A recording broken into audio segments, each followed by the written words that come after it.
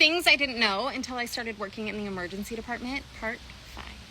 There are all different types of prolapses. You can have uterine prolapse, bladder prolapse, anal prolapse. I mean, the list goes on and on. And essentially what a prolapse is that part of the body, whatever is prolapsing, comes out of the area that it can. So let's talk about maybe like an anal prolapse. That would be part of the intestines that actually come out of the rectum and are exposed. Extremely uncomfortable, extremely traumatic for the patient, but also fairly common.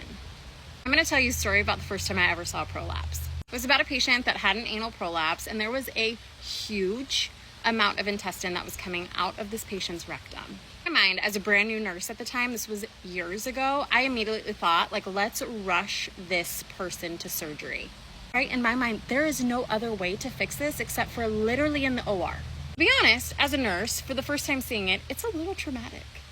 The ER doc that I was working with that day was a seasoned pro, a veteran, if you will, had seen a prolapse or 8 before in their lives. They literally looked at me and said, "Come with me." And here I was thinking, I'm going to the OR. I get to go to the OR. I get to scrub in. This is a highlight of my life. No. This ER doc led me to the nutrition room. And as a brand new nurse, I'm thinking, what the fuck are we doing? Like getting a snack before we fix this patient's problem? This seems emergent. The doc ends up grabbing literally a handful of 32 sugar packets, like pure white sugar. Walk calmly back to the bedside. They proceed to dump out all of the sugar packets on their hand and press it up against the prolapse.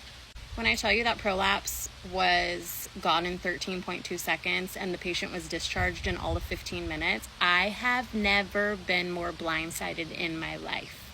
So, sugar is not just used for baking, it is also used for prolapse, and we use it in the ER all the time. The more you know.